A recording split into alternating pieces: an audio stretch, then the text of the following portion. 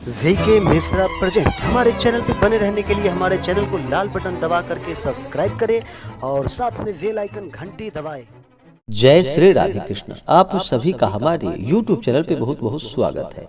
यूं ही ज्ञानवर्धक जानकारियां प्राप्त करने के लिए हमारे इस चैनल को लाल बटन दबा करके सब्सक्राइब करें, साथ में बेल आइकन घंटी दबाएं ताकि मेरे वीडियो का नोटिफिकेशन आपके पास सबसे पहले पहुंचे। आइए आज सुनते हैं पाप मोचनी एकादशी व्रत की कथा। जो भी भक्त सच्ची श्रद्धा, नियम व निष्ठा के साथ पाप मोचनी एकादशी का व्रत करते हैं या कथा श्रवण करते हैं, उनके कई जन्मों के पाप नष्ट हो जाते हैं। उन्हें सभी प्रकार के सुख और समृद्धि की प्राप्ति होती है और भगवान की कृपा से उनके सभी पाप और ताप नष्ट हो जाते हैं।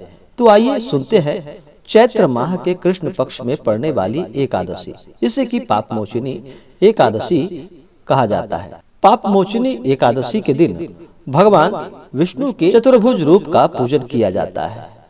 इस बार पाप मोचनी एकादशी का व्रत 7 अप्रैल 2021 दिन बुधवार को किया जाएगा। तो आइए सुनते हैं पाप मोचनी एकादशी व्रत की कथा। तो बोलिए प्रेम से भगवान विष्णु की जय, माता लक्ष्मी की जय। बहुत समय पहले की बात है कि एक बार प्राचीन समय में चैत्ररथ नाम का एक वन था। उसमें अप्सराएं किन्नरों के साथ विहार किया करती थी। वहाँ सदैव वसंत का मौसम रहता था, अर्थात उस जगह सदा नाना प्रकार के पुष्प खिले रहते थे। कभी गंधर्व कन्याएं विहार किया करती थी, तो कभी देवेंद्र अन्य देवताओं के साथ क्रीड़ा किया करते थे। उसी वन में मेधावी नाम के एक ऋषि भी थे, जो कि तपस्या में लीन रहते थे। वे भगवान शिव के परम भक्त थे। एक दिन मंजू घोषा नामक एक अप्सरा ने उनको मोहित कर उनकी निकटता का लाभ उठाने की चेष्टा की। इसलिए वह कुछ दूर पर बैठ गई और वीणा बजा करके मधुर स्वर में गाने लगी। उसी समय शिव भक्त महर्षि मेधावी को कामदेव भी जीतने का प्रयास करने लगे। कामदेव ने उस सुंदर अप्सरा के भ्रू का धनुष बनाया, कटाक्ष को उसकी प्रत्यंचा बनाई और उसके नेत्रों को मंजू घोषा का अप्सरा का सेनापति बनाया। इस तरह कामदेव अपने शत्रु भक्त को जीतने को तैयार हुआ। उस समय महर्षि मेधावी भी युवा अवस्था में थे और काफी हृष्ट और पुष्ट लग रहे थे। उन्होंने यज्ञोपवीत तथा दंड धारण कर रखा था। वे दूसरे कामदेव के समान प्रतीत हो रहे थे। उस मुनि को देखकर कामदेव के वश में हुई मंजू घोषा ने धीरे धीरे मधुरवाणी से वीणा पर गायन शुरू कर दिया। तो महर्षि मेधावी भी मंजू घोषा के मधुर गाने पर तथा उसके सौंदर्य पर मोहित हो गए।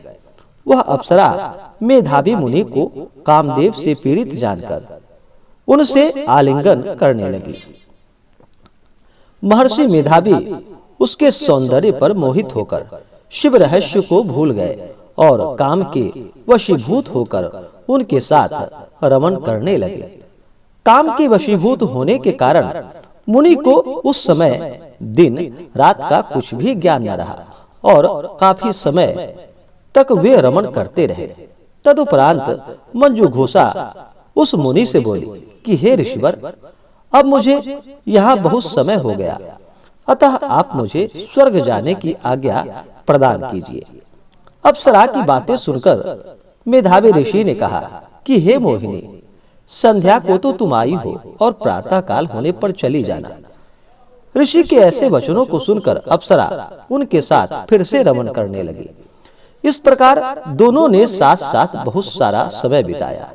मंजू घोषा ने एक दिन ऋषि से कहा कि हे विप्रदेव, अब आप मुझे स्वर्ग जाने की आज्ञा दीजिए। मुनि ने इस बार भी वही कहा कि हे रूपसी, हे सौंदर्य प्रिय, अभी ज्यादा समय व्यतीत नहीं हुआ है, कुछ समय और यहाँ पे ठहर जाओ। मुनि की बात सुन अप्सरा ने कहा कि हे ऋषिवर, आपकी रात तो बहुत लंबी होती है। आप स्वयं ही सोचिए कि मुझे आपके पास आए कितना समय हो गया और अब ज्यादा समय तक ठहरना मेरे लिए उचित नहीं होगा। अप्सरा की बात सुन मुनि को समय का ज्ञान हुआ और वह गंभीरता पूर्वक विचार करने लगे। तब उन्हें समय का ज्ञान हुआ कि उन्हें रमण करते करते 57 वर्ष व्यतीत हो चुके थे। तो उस अप्सरा को वह काल का रूप समझने लगे। इतना ज्यादा समय भोग और विलास में मेरा व्यर्थ ही चला गया, ऐसा जानकर मुनि बड़ा ही क्रोधित हो गए। अब भयंकर क्रोध में जलते हुए उस तप नाश करने वाली अप्सरा की तरफ भ्रिकुटी तानकर देखने लगे। क्रोध से उनके अधर कांपने लगे और इंद्रियां बेकाबू होने लगी। क्रोध से थरथराते स्वर में मुनि ने उस अप्सरा से कहा कि मेरे तप को नष्ट करने वाली हे दुष्टा, तू महापापिनी है और बहुत ही तुम दुराचारी है। तुम पर धिक्कार है। अब तुम मेरे श्राप से पिशाचिनी बन जा। मुनि के क्रोध युक्त श्राप से वह अप्सरा पिशाचिनी बन गई। यह देख वह बड़ी व्यथित होकर बोली कि हे महाराज, हे ऋषिवर, अब मुझ पर क्रोध त्याग कर प्रसन्न हो आइए और कृपा करके बताइए कि इस श्राप का निवारण किस प्रकार से होगा। विद्वानों ने कहा है कि साधुओं की संगत अच्छा फल देने वाली होती है और आपके साथ तो मेरा बहुत वर्ष व्यतीत हुआ है। अतः आप मुझ पर प्रसन्न हो जाइए, अन्यथा लोग क्या कहेंगे कि एक पुण्य आत्मा के साथ रहने पर मंजू घोषा को पिशाचिनी बनना पड़ा।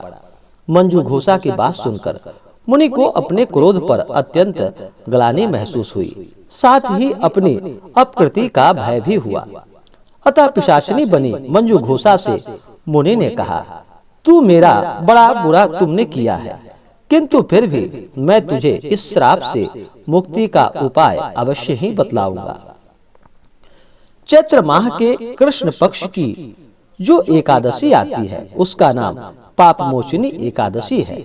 उस एकादशी का तुम व्रत और उपवास करो, तेरी पिशाचिनी देह से तुम्हें मुक्ति प्राप्त हो जाएगी। ऐसा कहकर मुनि ने उसको व्रत का सब विधि और विधान समझा दिया। फिर अपने पापों का प्रायश्चित करने के लिए वे अपने पिता च्यवन ऋषि के पास गए।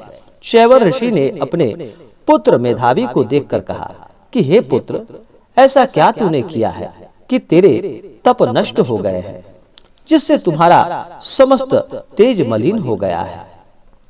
मेधावी मुनि ने लज्जा से अपना सिर झुकाकर कहा कि हे पिताश्री, मैंने एक अप्सरा से रमण किया है।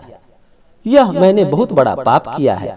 इसी पाप के कारण संभवतः मेरा सारा तेज और मेरा सभी तप नष्ट हो गया है। कृपा करके आप इस पाप से छूटने का कोई उपाय बतलाइए। तो च्यवन ऋषि ने कहा कि हे पुत्र, तुम चैत्र माह के कृष्ण पक्ष की पापमोचनी एकादशी का विधि तथा भक्ति पूर्वक व्रत और उपवास करो, इससे तुम्हारे सभी पाप नष्ट हो जाएंगे। अपने पिता च्यवन ऋषि के वचनों को सुनकर मेधावी मुनि ने पापमोचनी एकादशी का विधि और विधान के साथ व्रत किया।